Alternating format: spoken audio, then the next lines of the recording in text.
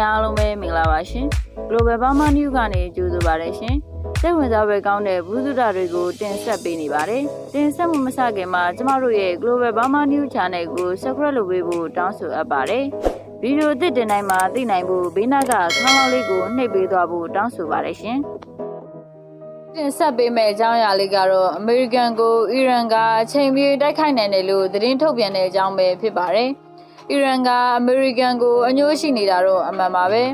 အမေရိကန်ကအီရန်စစ်သင်္ဘောတွေရဲ့လုံခြုံရေးကိုအန္တရာယ်ပြုလာခဲ့မယ်ဆိုရင်အမေရိကန်စစ်သင်္ဘောတွေကိုအချိန်ပြည့်ပြစ်မှတ်ထားပြီးတိုက်ခိုက်ဖို့အီရန်ရေတပ်ကိုညွှန်ကြားချက်ထုတ်ထားပြီလို့ပြောရေးဆိုခွင့်ရှိသူအီရန်အစ္စလာမစ်ဒေါ်လာရေးအဆောင်တပ်အဖွဲ့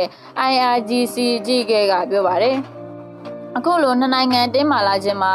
အာရေပြပင်လယ်ကွေ့မှာအီရန်စစ်တပ်ရေရင်တွေဟာအနောက်ရှက်ပြုတ်နေတယ်လို့အမေရိကန်ကဆွဆွဲအပြစ်တင်ခဲ့ရမှအခုလိုဖြစ်လာခဲ့ရတာပဲဖြစ်ပါတယ်။အီရန်စစ်ဗိုလ်ချုပ်ကြီးဟူစိန်ဆလာမီနိုင်ငံပိုင် ISNA သတင်းဌာနကိုအခုလိုပဲပြောပါတယ်။ကျုပ်တို့ရဲ့နယ်နိမိတ်ထဲမှာကျုပ်တို့အစဉ်သင့်ရှိနေပါတယ်။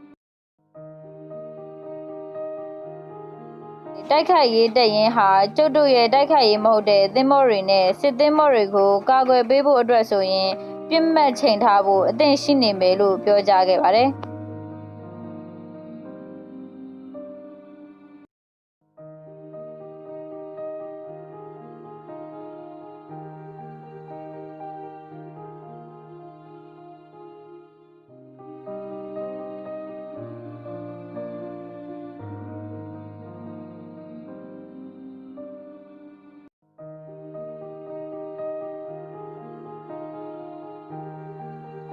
အမေရိကန်ကိုကျုပ်တို့စစ်ကြေညာတယ်ငါတို့ဟာငါတို့နိုင်ငံရဲ့လုံခြုံမှုရေးပြင်းနယ်နိမိတ်နဲ့ရေကြောင်းအကျိုးစီးပွားရေးကိုကာကွယ်ရမှာလုံးဝကိုစိတ်ဆုံးဖြတ်ထားပါတယ်လို့စစ်ဗိုလ်ချုပ်ကြီးဟူစိန်ဆလာမီကထပ်မံပြောကြားထားပါတယ်။အာရေပြပင်လယ်ကွေ့မှာရေတပ်ထိပ်တိုက်တွေ့ခဲ့တာနဲ့ပတ်သက်ပြီးအီရန်နဲ့အမေရိကန်အပြန်အလှန်စစ်ရေးတင်းမာလာခဲ့ခြင်းဖြစ်ပါတယ်။အမေရိကန်အတီးပြုပြောဆိုရမှာအီရန်တိုက်ရေရင်စနက်စီးဟာအန်ဒီရရှိလာအောင်ချိကပ်လာပြီးအနောက်ရှက်ဖြစ်ကြောင်းပြောဆိုထားပေမဲ့အီရန်ကငင်းဆန်ပြီးထိပ်တိုက်တွေ့ဆုံမှုကိုအမေရိကန်ကပဲအစပြုခဲ့တယ်လို့ဆိုပါတယ်။ထပ်မံပြီးတော့အီရန်မှာရှိတဲ့ပင်လယ်ပြင်ကကိုပိုင်အကျိုးစီးပွားကိုကာကွယ်ပိုင်ခွင့်ရှိတယ်လို့တာဝန်ရှိဟူစိန်ဆလာမီကပြောပါတယ်။အီရန်ရဲ့နယ်နိမိတ်ထဲကိုခွင့်ပြုချက်မပါဘဲအမေရိကန်ဟာစီးမဲ့ကမ်းမဲ့ဝင်လာတယ်လို့လည်းပြောကြားထားပါတယ်။